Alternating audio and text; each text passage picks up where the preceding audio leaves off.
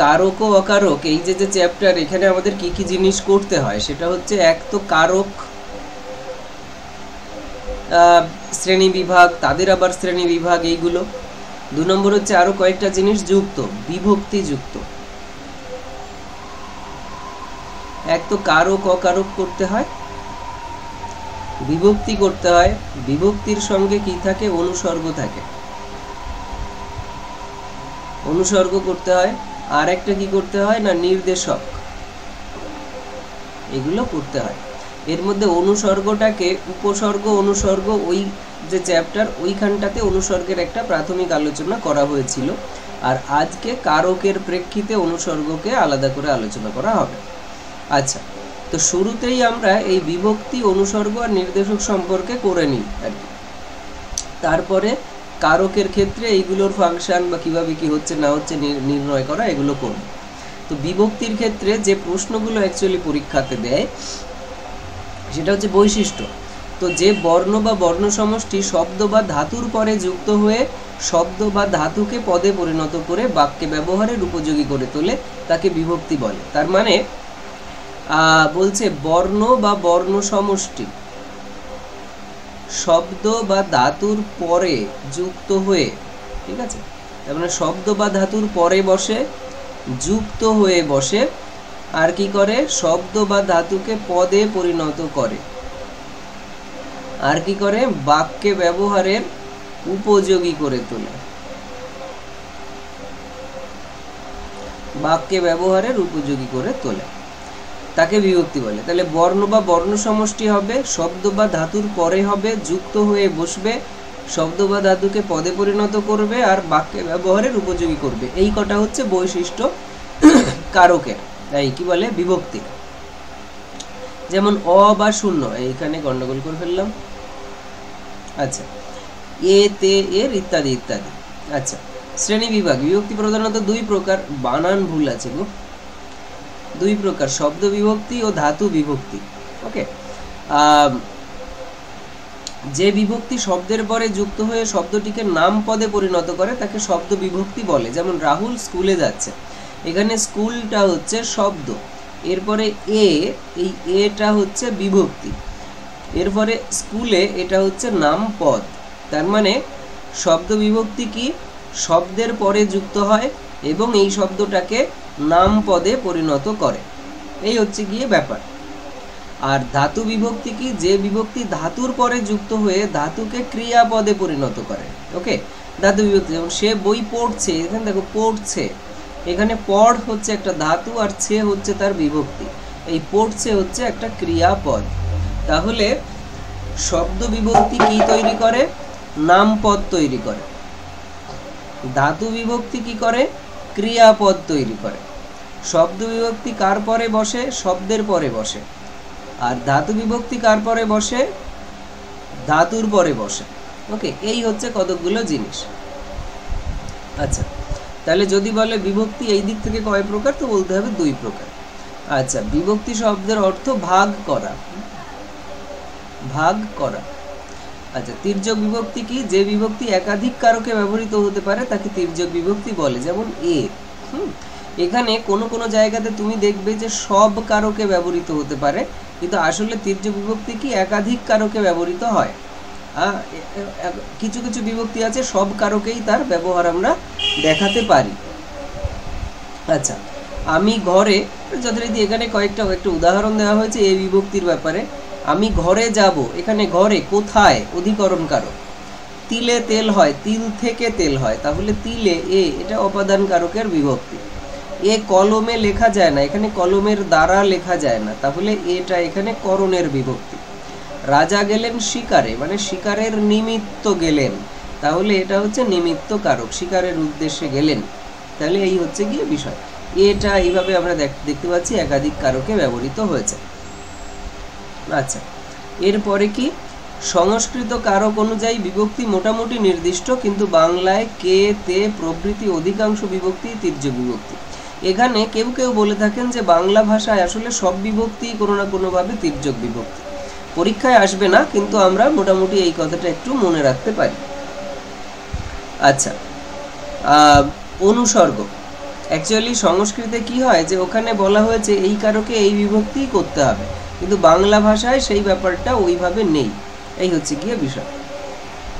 আচ্ছা, অনুসর্গ বলছে যে সমস্ত অব্যয় পদগুলি বিশেষ্য বা সর্বনাম পদের পরে স্বাধীনভাবে বসে বিভক্তির মতো কাজ করে তাদের অনুসর্গ বলে। বিভক্তির মতো কাজ করে, তাহলে বিভক্তি কি কাজ করে না শব্দ বা ধাতুর পরে বসে এবং সেগুলোকে পদে পরিণত করে, বাক্যে ব্যবহারের উপযোগী করে। তাহলে বাক্যে ব্যবহারের উপযোগী করা এটা হচ্ছে বিভক্তির প্রধান কাজ। প্রধান কাজ শব্দ বা পদ বা ধাতুকে পদে পরিণত করা এবং বাক্যে ব্যবহারের উপযোগী করা, এটা হচ্ছে প্রধান কাজ। অনুসর্গ বিভক্তির মতোই কোনো শব্দকে কি বলে বাক্যে ব্যবহারের উপযোগী করে তোলে। কিভাবে করে বলছে যে সমস্ত অব্যয় পদগুলি, তাহলে অনুসর্গ কি অব্যয় পদ, অনুসর্গগুলো হচ্ছে অব্যয় পদ। 2 নম্বর হচ্ছে বিশেষ্য বা সর্বনাম পরের পরে বসে, তাহলে বিশেষ্য পদের পরে বসে, সর্বনাম পদের পরে বসে, স্বাধীনভাবে বসে। ওকে, স্বাধীনভাবে বসতে হবে ওকে, এবং বিভক্তির মতো কাজ করবে। এই হচ্ছে বৈশিষ্ট্যগুলো রয়েছে অনুসর্গে। আচ্ছা, থেকে, চেয়ে, নিমিত্ত, জন্য ইত্যাদি ইত্যাদি এগুলো হচ্ছে অনুসর্গ। অনুসর্গের অপর নাম কয়েকটা নাম, অ্যাকচুয়ালি পরসর্গ, কর্ম, প্রবচনীয়, এই দুটো নাম অ্যাকচুয়ালি আমাদের পরীক্ষাতে ঘুরে ফিরে আসে। এই নামটা অ্যাকচুয়ালি আমি একটা ওই প্রান্তিক লিখে রেখেছি, কারণ কখনো ভুলে যেতে পারি তার জন্য। এই প্রান্তিকের প্রকাশিত একটা মানে বইয়ে আমি দেখেছিলাম সম্বন্ধীয়, তার জন্য এটা লিখে রেখেছিলাম। তোমরা যদি এর বাইরে অন্য কোনো নাম জানো তাহলে আজকে তোমরা কমেন্ট করে, চ্যাট বক্সে কমেন্ট করে জানাও। ওকে, আচ্ছা, এরপরে অ্যাকচুয়ালি যে প্রশ্নগুলো আসতে পারে তার উপর বেস করে আমি এখানে তথ্যগুলো রেখেছি, বাকি কিছু রাখিনি। নির্দেশক, নির্দেশকও খানিকটা বিভক্তির কাজ করে, খানিকটা, যদিও পুরোটা নয়। নির্দেশকের অবশ্য সংজ্ঞার দিক থেকে একটু আলাদা বৈশিষ্ট্য। আচ্ছা, বাক্যের পদাশ্রিত এক বা একাধিক বর্ণের সমষ্টিবাচক যেসব চিহ্ন এক বচন বা বহু বচন অঙ্কে বহু বচনকে হবে, বহু বচনকে স্পষ্ট করে তোলে, অর্থাৎ সংখ্যা নির্দেশ করে, তাদের নির্দেশক বলে। অ্যাকচুয়ালি কি যে বলছে এক বা একাধিক বর্ণের সমষ্টিবাচক, তাহলে এক বা একাধিক বর্ণ দিয়ে তৈরি, আর এটা কি করে যে কোনো পদের সঙ্গে বসে। যেমন ধরে নেওয়া যাক যে বইটি আমার পছন্দ, তাহলে এখানে বইটি এটা একটা বই, ওকে, এটা একটা শব্দ। এবার এই যে বস্তুটা এর সংখ্যা নির্দেশ করছে টি, এটা হচ্ছে এক বচন নির্দেশ করছে, এক বচনকে মানে একটা বই, এই সংখ্যাটা নির্দেশ করছে এই টিটা। তার মানে বলছে যে একটা বর্ণ বা বর্ণ সমষ্টি হতে পারে এবং সে কি করে এক বচন বা বহু বচনকে স্পষ্ট করে তোলে যে পদের সঙ্গে বা যে শব্দের সঙ্গে বসে। এই হচ্ছে ব্যাপার। তাহলে এর মূল যে কাজ সেটা কি, যে কোনো পদকে, পদ বলতে শব্দ যেটা পরবর্তীতে পদে পরিণত হচ্ছে, সেইটার সংখ্যাকে নির্দিষ্ট করে বোঝায়, সংখ্যাকে নির্দেশ করে। কখনো এক বচন যদি বলি গুলি, এটাও একটা নির্দেশক, এটা বহু বচন নির্দেশ করে। এই হচ্ছে গিয়ে ব্যাপার। তাহলে নির্দেশক কি কি আছে, টি, টা, খানা, খানি ইত্যাদি ইত্যাদি, এখানে কতগুলো দেওয়া রয়েছে। তোমরা এর বাইরেও বাকি যা কিছু পাবে এখানে অ্যাড করে নিতে পারো।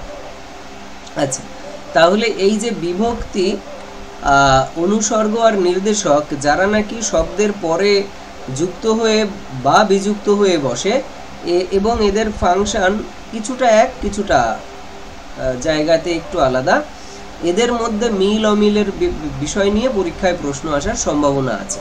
তো সেটার জন্য এই তালিকাটা, এই পেজটা বিভক্তি, অনুসর্গ, নির্দেশকের তুলনা করা হয়েছে এখানে, যে কতটুকু এদের কাজের মিল আছে, কাজের বা অন্যান্য দিকের। তো একটা হচ্ছে অর্থগত দিক থেকে এদের মধ্যে কীরকম তুলনা করা যায়। বিভক্তির নিজস্ব অর্থ নেই, ঠিক আছে, বিভক্তির নিজস্ব অর্থ নেই, এগুলো সব এমসিকিউ এর কোশ্চেন। অনুসর্গের নিজস্ব অর্থ আছে, অনুসর্গের নিজস্ব অর্থ আছে। নির্দেশকের কারো কারো নিজস্ব অর্থ আছে, যেমন গুলো, গণ, এগুলো, এটা বইয়ের ভাষা, আমি এটা তুলে দিয়েছি, কারো কারো নেই। এই হচ্ছে গিয়ে বিষয়। এখন কিভাবে এইটা কিভাবে কাজ করবে সেটা আমি যুক্তি দিয়ে বোঝাতে সবসময় যে পারবো তা নয়। তাহলে এই পরীক্ষার হলে এই প্রশ্ন আসলে এই তিনটের বেসিসে উত্তর লেখার চেষ্টা করব। আচ্ছা, এরপর হচ্ছে অবস্থানগত দিক, মানে বাক্যে কিভাবে বসে। বলছে বিভক্তি শব্দের পরে বসে। রাহুল স্কুলে যাবে, যে এটা লয়ের পরে বসেছে। আচ্ছা, অনুসর্গ সাধারণত পরে বসে, যেমন ছেলের জন্য বই কিনবো, এই যে জন্য, ছেলের জন্য, এই জন্যটা অনুসর্গ, তবে আগেও বসতে পারে। যেমন বিনা স্বদেশী ভাষা মিটে কি আশা, এখানে দেখো বিনা, অ্যাকচুয়ালি হওয়ার কথা ছিল কি স্বদেশী ভাষা বিনা, তাই কথা ছিল, কিন্তু এই আমরা অনেক সময় প্রয়োগের ক্ষেত্রে এরকম দেখি বিনা স্বদেশী ভাষা, এটা তার মানে সাধারণত পরে বসে অনুসর্গ, তবে কখনো কখনো আগেও বসতে পারে। পরীক্ষার হলে প্রশ্ন দিতে পারে যে অনুসর্গ শব্দের পরে বসে ক, খ শব্দের আগে বসে গ, কখনো পরে বসে কখনো আগে বসে ঘ, নিশ্চিত করে বলা যায় না।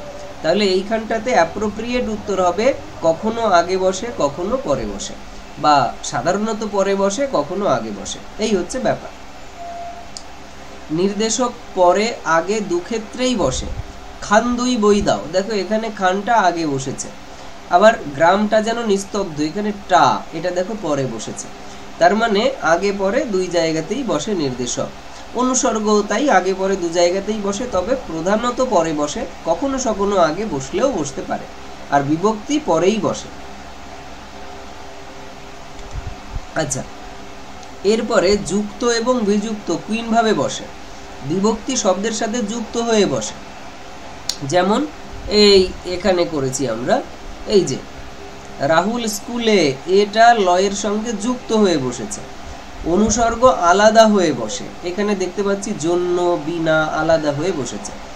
নির্দেশক যুক্ত বা বিযুক্ত ভাবে বসে, যুক্ত হয়েও বসতে পারে আলাদাও, এখানে যেমন আলাদা, এখানে আবার যুক্ত, তো যুক্ত হয়েও বসতে পারে আলাদা হয়েও বসতে পারে। আচ্ছা, উদাহরণ এখানে জাস্ট দেওয়া হয়েছে, রাহুল স্কুলে যুক্ত হয়ে বসেছে, স্কুল থেকে অনুসর্গ আলাদা হয়ে বসেছে, আর নির্দেশক রাহুল বইটি, এ দেখো এখানে যুক্ত হয়ে বসেছে, আবার আলাদা বিযুক্ত ভাবেও বসতে পারে।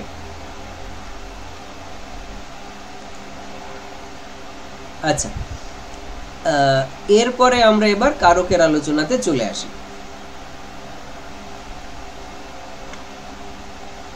তো বিভক্তি, অনুসর্গ এবং নির্দেশক, এর ওপরে আমি তোমাদেরকে এই ক্লাসের শেষে একটু প্রশ্ন জিজ্ঞাসা করব। আচ্ছা, কারকের ওপরে প্রাথমিক যে কথাগুলো, যেগুলো আমরা অলরেডি পড়ে ফেলেছি নিশ্চয়ই বিভিন্ন সোর্সে, নিজেরাও স্টুডেন্টদের পড়াই অনেককে, ফলত এটা নিয়ে আমাদের মনে হয় না খুব বেশি সমস্যা আছে। দেখো, বাক্যের অন্তর্গত ক্রিয়াপদের সাথে নামপদের, মানে বিশেষ্য বা সর্বনামের যে সম্পর্ক বা অন্বয়, তাকে কারক বলে। তার মানে ক্রিয়াপদের সাথে নামপদের সম্পর্ককে কারক বলে। ওকে, সম্পর্কটার নাম হচ্ছে কারক। যেমন ধরে নেওয়া যাক যে একজন পুরুষ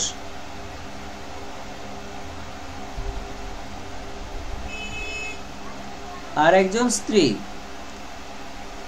এদের মধ্যে একটা সম্পর্ক আছে, সম্পর্কটার নাম হচ্ছে দাম্পত্য। সম্পর্কটার নাম হচ্ছে দাম্পত্য। এই সম্পর্কটার বেসিসে এনাকে বলা হয় স্বামী, এনাকে বলা হয় স্ত্রী। সম্পর্কের বেসিসে এনাকে বলা হয় স্বামী, এনাকে বলা হয় স্ত্রী, কিন্তু সম্পর্কটার নাম কি স্বামী বা স্ত্রী নয়, সম্পর্কটার নাম হচ্ছে দাম্পত্য। ওকে, এই হচ্ছে গিয়ে বিষয়। মা, মা আর সন্তান, সন্তান, এদের মধ্যে সম্পর্কের নামটা কি? সম্পর্কের নাম হচ্ছে বাৎসল্য। ঠিক আছে, এই হচ্ছে গিয়ে বিষয়। এই জিনিসটা আমরা যেন গুলিয়ে না ফেলি। তো এখানে বলছে যে ক্রিয়াপদের সাথে নামপদের সম্পর্কটার নাম হচ্ছে কারক। ঠিক আছে, সম্পর্কটা কি? কারোর সঙ্গে কর্তৃ সম্পর্ক মানে দাম্পত্য সম্পর্ক মানে বাৎসল্য সম্পর্ক, এই ধরনের ব্যাপার আর কি। ওকে, অপত্য এটাও বলা যেতে পারে, অপত্য এটাও সম্পর্কটার নাম। আচ্ছা, এখন এই সম্পর্কের নিরিখে কত রকমের সম্পর্ক হতে পারে বলছে। এখানে একটা উদাহরণ দিয়ে তার উপর বেস করে এখানে কিছু আলাদা আলাদা সম্পর্ককে বেছে নেওয়া হয়েছে। রাজধানীতে রাজা স্বহস্তে রাজকোষ থেকে পুণ্যার্থে, এখানে আবার বানান ভুল, দরিদ্রকে অর্থ দিচ্ছেন। আচ্ছা, এখানে ক্রিয়া হচ্ছে দিচ্ছেন। তাহলে আমরা কি করে এই সম্পর্কগুলো বের করি না, ক্রিয়াপদটাকে আমি লিখলাম দিচ্ছেন। এবার এই যে রাজা দিচ্ছেন, তার মানে হচ্ছে যখন বলি রাজা দিচ্ছেন তখন রাজা একটা পদ, দিচ্ছেন একটা পদ। দিচ্ছেন কি ক্রিয়াপদ আর রাজা কি একটা নাম পদ। ওকে, তাহলে এই পদটার সাথে এই পদটার যে সম্পর্ক, সেই সম্পর্কটার নাম হচ্ছে কর্তৃ সম্পর্ক। কর্তৃ সম্পর্ক, ওকে, কর্তৃ সম্পর্ক হচ্ছে এদের সম্পর্কটার নাম। আর তার বেসিসে আমরা কারকটাকে বলছি কর্তৃকারক। এই হচ্ছে গিয়ে বিষয়। তো যাই হোক, ইত্যাদি ইত্যাদি ব্যাপার। মোদ্দা কথা আমরা সহজ জায়গাতে আসি, সেটা হচ্ছে কি, এখান থেকে একটাই প্রশ্ন আসে, সেটা হচ্ছে যে সম্পর্কটার নাম হচ্ছে কারক, সম্পর্কটার নাম হচ্ছে কারক। হ্যাঁ, এইটা মাথায় রাখতে হবে। আচ্ছা, এইবার এই সম্পর্ক বিভিন্ন রকম হতে পারে, সেটা আমরা বিভিন্ন প্রশ্ন করে সম্পর্কগুলোকে বের করি। কি, কে দিয়ে প্রশ্ন করলে আমাদের যে উত্তর পাওয়া যায় সেটা হচ্ছে কর্তৃ সম্বন্ধ, আর সেক্ষেত্রে কারকটাকে বলছি কর্তৃকারক। কাকে আর কি দিয়ে প্রশ্ন করলে যে উত্তর পাওয়া যায় সেটাকে আমরা কর্ম সম্বন্ধ আর কর্মকারক নামে অভিহিত করে থাকি। কাকে দিচ্ছেন, দরিদ্রকে দিচ্ছেন। কি দিচ্ছেন, অর্থ দিচ্ছেন। তাহলে দরিদ্রকে আর অর্থ, এই দুটোকে আমরা বলছি কর্মকারক। এই দুটোকে আমরা নাম দিয়েছি কর্মকারক। আর এই কর্মকারকের সাথে এই ক্রিয়ার সম্পর্কটার নাম কি, কর্ম সম্পর্ক। ওকে, আচ্ছা, কিসের দ্বারা দিচ্ছেন, স্বহস্তে। তাহলে এই স্বহস্তে, এটার এই যে পদটা স্বহস্তে, সেই পদটাকে আমরা বলছি করণ কারক। ওকে, কারকের নিরিখে। আর স্বহস্তের সাথে দিচ্ছেনের যে সম্পর্কটা, সেটাকে নাম দিচ্ছি করণ সম্পর্ক। কিসের নিমিত্ত দিচ্ছেন, কিসের জন্য দিচ্ছেন, কি উদ্দেশ্যে দিচ্ছেন, পুণ্যার্থে।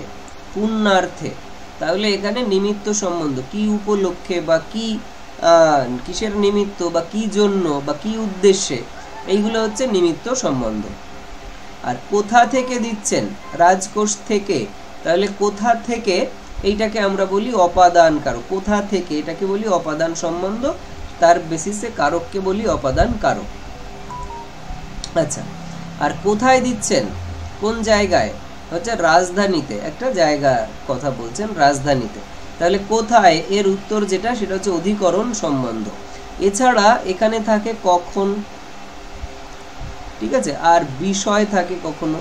হ্যাঁ, এই জিনিসগুলো অধিকরণ কারকের মধ্যে পড়ে, আমরা পরে ডিটেলসে সেগুলো লিখব, পড়াশোনা করব। তাহলে মোদ্দা কথা হচ্ছে এই যে চার্ট, এটাও আমরা সবাই জানি। কে কর্তৃকারক, কে বা কারা। কে একবচন, কারা বহুবচনের ক্ষেত্রে প্রযোজ্য। কাকে আর কি দিয়ে প্রশ্ন করলে যে উত্তর পাওয়া যায়, কর্মকারক। কিসের দ্বারা, করণকারক। কিসের নিমিত্ত, নিমিত্তকারক। কোথা থেকে, অপাদান কারক। আর কোথায়, কখন আর বিষয়, এটা হচ্ছে অধিকরণ কারক। তো এই যে ছটা, এই ছটাকে আমরা কারক বলে চিহ্নিত করে থাকি। এর ওপরে ডিটেলসে আমাদের পরবর্তীতে পড়তে হয়। আচ্ছা, তো এখানে কারকের একটা বেসিক চার্ট দেওয়া রয়েছে, এইটা তোমরা একটু দেখে রাখবে এবং মুখস্থ করে রাখবে। এবং এই চার্টটা মোটামুটিভাবে কারকের ওই যে প্রকারভেদগুলো, সেগুলোকে খানিকটা কভার করা হয়েছে। কর্তৃকারকের ক্ষেত্রে প্রযোজক, প্রযোজ্য, ব্যতিহার, নিরপেক্ষ, সমধাতুজ, সহযোগী, অনুক্ত, উজ্জ, এই কটা হচ্ছে কর্তৃকারকের ভাগ। এছাড়াও কিছু বইয়ে দু একটা তোমরা পেতে পারো, সেগুলো নিয়ে নিশ্চয়ই আমরা কথা বলবো। কর্মকারকের ক্ষেত্রে করণ, নিমিত্তের ক্ষেত্রেও আমরা এখানে ভাগ করিনি, অপাদান, অধিকরণ। যাই হোক, এগুলো আমরা পরে ডিটেলসে পড়বো, এখানে আর কিছু আলোচনা করছি না। এরপরে আমরা যেটা করি সেটা হচ্ছে কর্তৃকারক। দেখো, কর্তৃকারকের আমরা স্বাভাবিকভাবেই কে বা কারা, তাই না, এটা হচ্ছে কর্তৃকারকের প্রাথমিক কথা, কে বা কারা। আচ্ছা, এইবার এই কর্তৃকারক বেশ কিছু ভাগ রয়েছে। একটা হচ্ছে প্রযোজক কর্তা, আমরা সবাই জানি, জাস্ট একবার করে আমরা সেটাকে আমরা স্মরণ করছি। যে কর্তা নিজে কাজ না করে অন্যকে দিয়ে করায় তাকে বলে প্রযোজক কর্তা। আচ্ছা, এই যে প্রযোজক, এই কথাটা আমরা অন্য আর কোন জায়গাতে পেয়ে থাকি, একটু চ্যাট বক্সে তোমরা লিখে জানাও তো। প্রযোজক এই শব্দটা আমরা অন্য কোন ক্ষেত্রে পেয়ে থাকি? ওকে, মানে কোন বিষয়ের আলোচনার সময় পেয়ে থাকি? ওকে, একটু লিখে জানাও। আচ্ছা, তাহলে প্রযোজক কর্তা কি? যে নিজে না করে অন্যকে দিয়ে করায়। যেমন শিক্ষক ছাত্রকে বই পড়াচ্ছেন, তাহলে লক্ষ্য করে দেখো, বই পড়াটা তো ছাত্রই পড়ছে, কিন্তু শিক্ষক ছাত্রকে দিয়ে করিয়ে নিচ্ছেন এই কাজটা। তাহলে এখানে শিক্ষক হচ্ছে প্রযোজক কর্তা। যিনি নিজে করেন না, অন্যকে দিয়ে কাজটা করিয়ে নেন, তিনি হচ্ছেন প্রযোজক কর্তা। এবার বলছে প্রযোজ্য কর্তা। কি বলছেন? প্রযোজক কর্তা যাকে দিয়ে কাজটা করায় তাকে প্রযোজ্য কর্তা বলে। যেমন শিক্ষক ছাত্রকে বই পড়াচ্ছেন, তাহলে এক্ষেত্রে শিক্ষক নিজে করছেন না, তিনি কাকে দিয়ে করাচ্ছেন? ছাত্রকে দিয়ে করাচ্ছেন।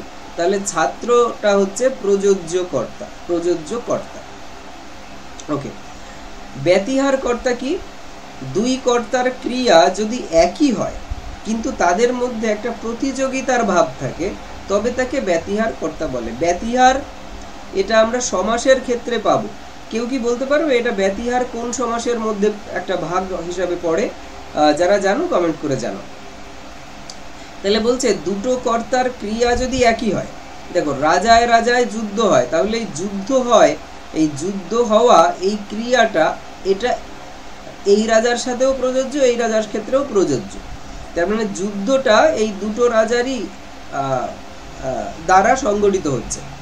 তাহলে দুটো কর্তার একই ক্রিয়া, এরা কর্তা, কারণ এই যুদ্ধটা কে করছেন? এই রাজা এবং এই রাজা দুজনই করছেন, তাহলে দুজনেই কর্তা। এরা কিরকম কর্তা?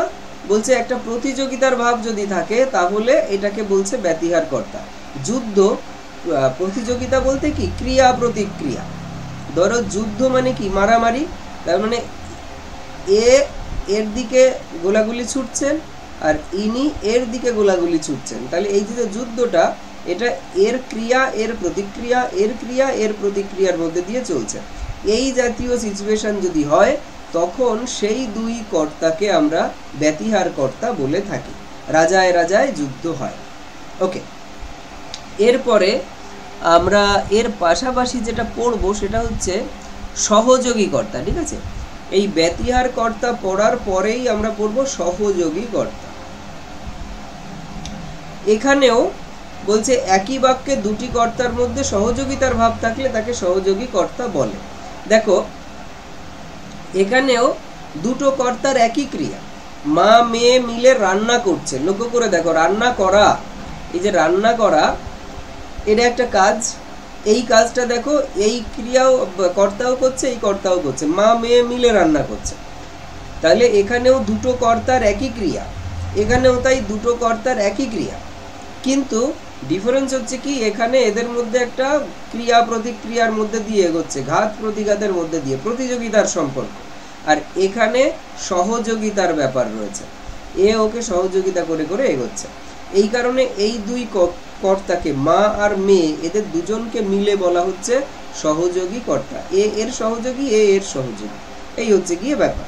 তাহলে ব্যতিহার কর্তার মধ্যে প্রতিযোগিতার ভাব থাকে, সহযোগী কর্তার মধ্যে সহযোগিতার ভাব থাকে। ওকে, এবার হচ্ছে নিরপেক্ষ কর্তা। বাক্যে সমাপিকা ও অসমাপিকা ক্রিয়ার কর্তা যদি আলাদা হয়, তবে অসমাপিকা ক্রিয়ার কর্তাকে নিরপেক্ষ কর্তা বলে, অসমাপিকা ক্রিয়ার কর্তাকে নিরপেক্ষ কর্তা বলে। কিরকম? মেঘ দেখা দিলে বৃষ্টি হয়। এখানে দেখো দুটো ক্রিয়া, এই হয় এটা হচ্ছে সমাপিকা, আর দিলে এটা হচ্ছে অসমাপিকা। অসমাপিকা, তাহলে হয় সমাপিকা, দিলে অসমাপিকা। এবার এই দুটো ক্রিয়ার দুটো কর্তা আছে। এই যে হয়, কে হয়? বৃষ্টি হয়, তাহলে এই বৃষ্টিটা হচ্ছে কর্তা, এই হয় ক্রিয়ার কর্তা হচ্ছে ইনি। আর এই যে দিলে বা দেখা দিলে, এই যৌগিক ক্রিয়া, দেখা দিলে এদের কর্তা হচ্ছে মেঘ।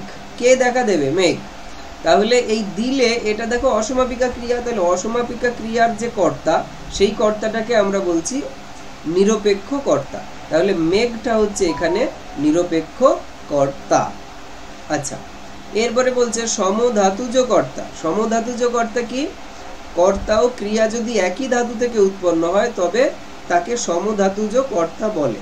যেমন গায়ক গান গাইছে, এখানে দেখো এই যে গায়ক, কে গাইছে? গায়ক, তাহলে গায়ক হচ্ছে কর্তা। এখন গায়ক এটা যে মানে তোমার কি বলে ধাতু থেকে উৎপন্ন হয়েছে এই শব্দটা, গাইছে একই ধাতু থেকে উৎপন্ন হয়েছে এই ক্রিয়াটাও। ওকে, তার মানে বলছে যে এই ক্রিয়া এবং এই কর্তা একই ধাতু থেকে উৎপন্ন, এই জন্য এই কর্তাটাকে বলা হচ্ছে সমধাতুজ কর্তা, মানে একই ধাতু, ক্রিয়ার মতোই একই ধাতু থেকে উৎপন্ন হয়েছে তাই। আচ্ছা, এরপরে এবার গায়ক কি গাইছে? গান গাইছে। কি গাইছে? গান গাইছে। তাহলে গানটা হচ্ছে কর্ম, আমরা পরে জানবো গানটা হচ্ছে কর্ম। তাহলে এই গান কি গাইছে? গান গাইছে। ওকে, তাহলে এই গানটা হচ্ছে কর্ম। খেয়াল করে দেখো এখানে গানটাও আসলে ওই সমধাতুজ, হ্যাঁ, কর্মের ক্ষেত্রেও সমধাতুজ আছে, সেক্ষেত্রে আমরা এইটাকে পেয়ে যাব। এইটাকে তখন আলোচনার ক্ষেত্রে এটা আরেকবার দেখে নেব। কিনা গাইছেও যে ধাতু থেকে উৎপন্ন, গানও সেই ধাতু থেকে উৎপন্ন, তাহলে এই গানটা যে কর্ম এটাও সমধাতুজ কর্ম। আর এই গায়ক এ হচ্ছে কর্তা, এ হচ্ছে সমধাতুজ কর্তা। এই হলো ব্যাপার।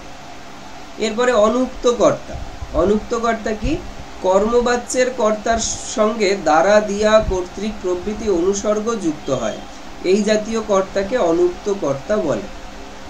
কর্মবাচ্যের কর্তাকে অনুক্ত কর্তা বলে। এই হচ্ছে গিয়ে বক্তব্য। তার দ্বারা পাশ করা হবে না, তার দ্বারা পাশ করা হবে না। তাহলে পাশ করার কাজটা কে করবে? সে করবে। তো বলছে তার দ্বারা হবে না, ঠিক আছে। এই যে তার দ্বারা, এটা হচ্ছে অনুক্ত কর্তা, কারণ এটা কর্মবাচ্যের কর্তা। কি হবে না? পাশ করা হবে না। তাহলে এখানে পাশটা হচ্ছে অ্যাকচুয়ালি এই বাচ্চে প্রধান, কর্মপ্রধান, তার জন্য এটা কর্মবাচ্য। আর সেই কর্মবাচ্যের কর্তা হচ্ছে সে, সেটা এখানে তার দ্বারা রূপে বসেছে। তো এইটা হচ্ছে এখানে অনুক্ত কর্তা, কর্মবাচ্যের কর্তা বলে এটাকে আমরা বলছি অনুক্ত কর্তা। আচ্ছা, অনেকে বলে থাকেন যে ভাববাচ্যের কর্তাকেও অনুক্ত কর্তা বলে, ঠিক আছে। এখানে কর্মবাচ্য লেখা রয়েছে, এখানে অনেকে বলেন যে কর্ম আর ভাব এই দুই বাচ্যের কর্তাকে অনুক্ত কর্তা বলে।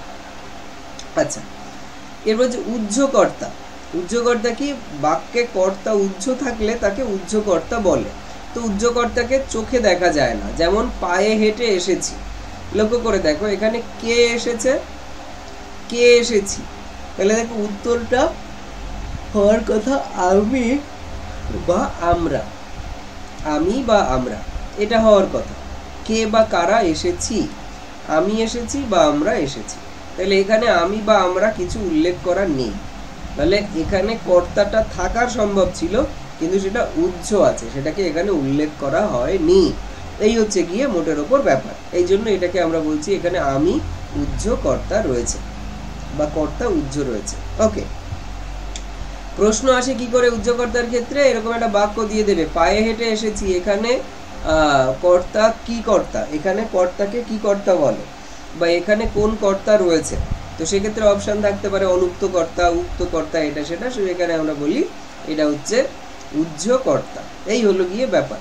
হ্যাঁ, অনেকে আবার এইটার প্রেক্ষিতে বলেন যে অনুক্ত কর্তা যেহেতু কর্মবাচ্য আর ভাববাচ্যের কর্তা, সেহেতু কর্তৃবাচ্যের কর্তাকে অনেকে বলেন উক্ত কর্তা, ঠিক আছে।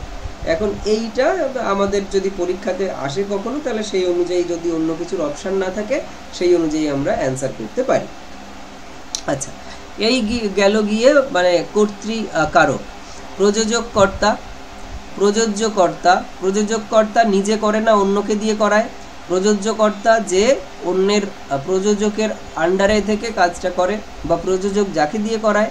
ব্যতিহার কর্তা মানে দুই কর্তার একই ক্রিয়া হবে, তাদের মধ্যে প্রতিযোগিতা থাকবে। সহযোগী কর্তা কি? দুই কর্তার একই ক্রিয়া কিন্তু সহযোগিতার ভাব থাকবে। নিরপেক্ষ কর্তা, সমাপিকা আর অসমাপিকা ক্রিয়ার কর্তা যদি আলাদাভাবে থাকে তাহলে অসমাপিকা ক্রিয়ার কর্তাকে নিরপেক্ষ কর্তা বলে।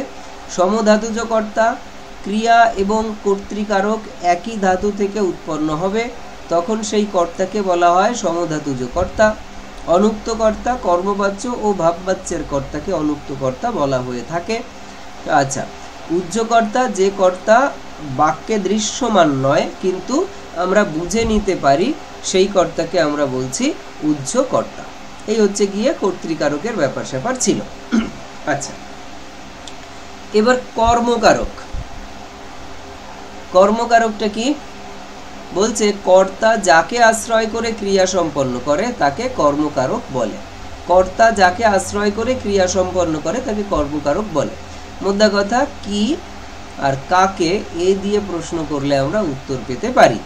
তাহলে যেসব ক্রিয়ার দুটি অ্যাকচুয়ালি কর্ম থাকে, যেসব ক্রিয়ার দুটি কর্ম থাকে তাকে দ্বিকর্মক ক্রিয়া বলে। ওকে, এই দুটি কর্মের মধ্যে অপ্রাণীবাচক কর্মটিকে মুখ্য কর্ম এবং প্রাণীবাচক কর্মকে গৌণ কর্ম বলে। যেমন মা শিশুকে চাঁদ দেখাচ্ছেন, তাহলে মা শিশুকে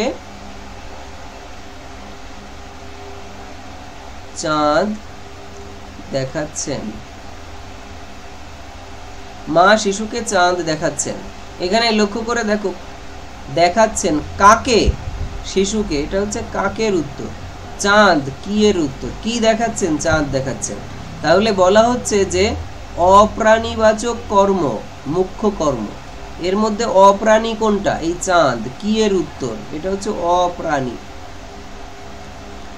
আর প্রাণীবাচক কর্মকে গৌণ কর্ম বলে। এই যে শিশু, প্রাণী, এটা হচ্ছে প্রাণীবাচক। তাহলে মুখ্য কর্ম কোনটা? কি এর উত্তর। গৌণ কর্ম কোনটা? কাকের উত্তর। মুখ্য কর্ম কোনটা? অপ্রাণীবাচক। গৌণ কর্ম কোনটা? প্রাণীবাচক। এই হচ্ছে গিয়ে ব্যাপার। এইগুলো এমসিকিউ যে এভাবে আসতে পারে সেই অনুযায়ী আনসার করবে। আচ্ছা, যেমন মুখ্য কর্ম হচ্ছে চাঁদ, কি দেখাচ্ছেন? গৌণ কর্ম শিশু, কাকে দেখাচ্ছেন। ওকে, এরপর হচ্ছে উদ্দেশ্য ও বিধেয় কর্ম। কোন কোন বাক্যে একটি কর্মের পরিপূরক হিসাবে আরেকটি কর্মের প্রয়োজন হয়। বিভক্তিযুক্ত মূল কর্মকে উদ্দেশ্য কর্ম এবং বিভক্তি শূন্য পরিপূরক কর্মকে বিধেয় কর্ম বলে। মানে বলছে যে সূর্য পৃথিবীকে উত্তাপ দেয়। লক্ষ্য করে দেখো, সূর্য পৃথিবীকে উত্তাপ দেয়। তো এখানে কি দেয়? ঠিক আছে, কি দেয়? কি দেয়? এটা হচ্ছে উত্তাপ। কি দেয়? উত্তাপ। বিভক্তি শূন্য। দেখো, উত্তাপ শূন্য বিভক্তি। লক্ষ্য করে দেখো, উত্তাপ শূন্য বিভক্তি। কি দেয়? উত্তাপ দেয়। এটা হচ্ছে শূন্য বিভক্তি। ওকে, এই যে কি এর উত্তর এখানে, এইটাকে আমরা বলছি বিধেয় কর্ম। আর পৃথিবীকে, কাকে? পৃথিবীকে। এখানে দেখো বিভক্তি যুক্ত, এটা হচ্ছে উদ্দেশ্য কর্ম বলা হচ্ছে। মূল কর্ম আর পরিপূরক কর্ম এইটাকে এর সঙ্গে গুলিয়ে ফেলো না। মুখ্য কর্ম আবার উল্টোটা। ঠিক আছে, মুখ্য কর্ম বলতে বিভক্তি শূন্য অপ্রাণীবাচক কর্ম। গৌণ কর্ম হচ্ছে বিভক্তি যুক্ত প্রাণীবাচক কর্ম। এখানে বলছে যে বিভক্তিযুক্ত কর্মটাকে উদ্দেশ্য কর্ম, বিভক্তি শূন্য কর্মটাকে বিধেয় কর্ম। বিভক্তিযুক্ত কর্মকে মূল কর্ম বলা হচ্ছে আর বিভক্তি শূন্য কর্মকে পরিপূরক কর্ম বলা হচ্ছে। এই হচ্ছে গিয়ে বিষয়। আমরা মোদ্দা কথা এইভাবেই বুঝে নেব যে নর্মালি কি হয়, আমাদের বাংলা বাক্য সাজানোর প্রক্রিয়াটা কি।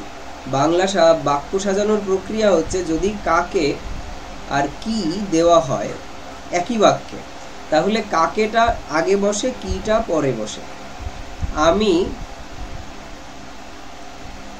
10 টাকা তোমাকে দেব। এই যে বাক্যটা, এই বাক্যটা আমাদের বাংলা বাক্যের গঠন অনুযায়ী একটু ভুল আছে। আমরা কি করব না, কাকে এটা আগে দিয়ে থাকি। তার মানে আমি তোমাকে 10 টাকা দেব, এটা হচ্ছে আমরা বাক্য করে থাকি। এবার লক্ষ্য করে দেখো যে আমি হচ্ছে উদ্দেশ্য এই বাক্যের, তাই না? আর বিধেয় হচ্ছে এই বাকি অংশটুকু। তা উদ্দেশ্যের ঠিক পাশে কাকে এটা বসে, এইটাকে বলা হচ্ছে উদ্দেশ্য কর্ম, যেখানে বিভক্তি থাকে। আর এই ক্রিয়ার পাশে পাশে মানে একদম শেষের অংশে সেখানে থাকে হচ্ছে বিভক্তি শূন্য কি এর উত্তর। এই কারণে ওইটাকে আমরা বলছি পরিপূরক কর্ম। মোদ্দা কথা হচ্ছে যে যেভাবে বোঝার চেষ্টা করতে পারো, বিভক্তিযুক্ত কর্মকে উদ্দেশ্য কর্ম বলে, বিভক্তি শূন্য কর্মকে বিধেয় কর্ম বলে। কি এর উত্তর বিধেয় কর্ম, কাকের উত্তর হচ্ছে তোমার কি বলে উদ্দেশ্য কর্ম। সমধাতুজ কর্ম যেটা ওখানে বলছিলাম, এখানে উদাহরণ হচ্ছে তারা কি খেলাই না খেলছে। কি খেলছে? খেলা, ঠিক আছে, খেলা। হ্যাঁ, গান গাইছে, গায়ক একটা, কি গাইছে? গান গাইছে। তাহলে এটা হচ্ছে কর্ম। এবার দেখো গাইছে যে ক্রিয়া যে ধাতু থেকে উৎপন্ন, গানও সেই ধাতু থেকে উৎপন্ন। গান হচ্ছে কর্ম, তাহলে এই কর্মটা কি কর্ম? সমধাতুজ কর্ম। ক্রিয়ার ধাতু আর এর ধাতু সম, একই, এই কারণে সমধাতুজ কর্ম। কি খেলাই না খেলেছে? কি খেলেছে? খেলা। তার মানে খেলছে আর খেলা একই ধাতু থেকে এসেছে, এই কারণে এটাকে আমরা বলছি সমধাতুজ কর্ম। তাহলে মুখ্য কর্ম, গৌণ কর্ম, উদ্দেশ্য কর্ম, বিধেয় কর্ম, সমধাতুজ কর্ম।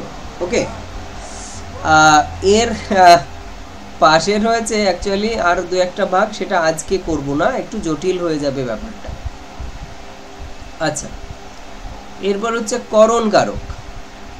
ওকে, করণ কারকটা কি? কর্তা যার সাহায্যে বা যার দ্বারা ক্রিয়া সম্পন্ন করে তাকে করণ কারক বলে। যেমন নমিতা কলম দিয়ে লিখছে, নমিতা কলম দিয়ে লিখছে। তাহলে স্বাভাবিকভাবেই কি কি দিয়ে লিখছে বা কিসের দ্বারা করছে? কলম দ্বারা করছে, লিখছে। তাহলে এটা হচ্ছে করণ কারক। কিভাবে? অনেক সময় কেন, কারণ থাকে, কোনো কোনো সময় কিসের দ্বারা থাকে, এইভাবে এইগুলোর উত্তরটা মোটামুটি করণ কারক হয়ে থাকে। কজ এফেক্টের,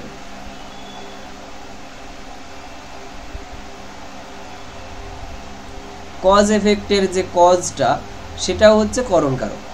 আচ্ছা, করণ কারকের কয়েকটা ভাগ আছে, তার মধ্যে একটা হচ্ছে যন্ত্রাত্মক করণ। কোনো যন্ত্র বা বস্তু দ্বারা ক্রিয়া সম্পন্ন হলে, যেমন কৃষকটি কোদাল দিয়ে মাটি কাটছে, অ্যাকচুয়ালি হবে কৃষক কোদাল দিয়ে মাটি কাটছেন। হ্যাঁ, সরি, দুঃখিত, কৃষক কোদাল দিয়ে মাটি কাটছেন। ওকে, তাহলে কি দিয়ে? কোদাল দিয়ে, এটাকে বলছে যন্ত্রাত্মক, কোনো যন্ত্র বা বস্তু কোদাল দিয়ে। এরপর হচ্ছে উপায়াত্মক, কি?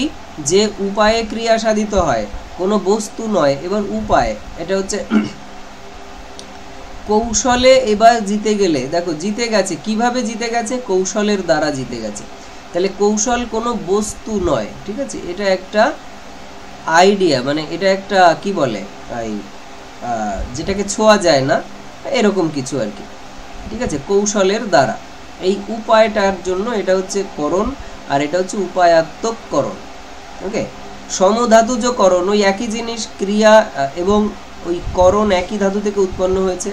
তো দেখো বেঁধেছে, বেঁধেছো আর বাঁধনে, বেঁধেছো ক্রিয়া, বাঁধনে এটা হচ্ছে তুমি কি বাঁধনে বেঁধেছো, কিভাবে বেঁধেছো? বাঁধনের দ্বারা বেঁধেছো, তার মানে এটা হচ্ছে করণ। এবার কোন জাতীয় করণ?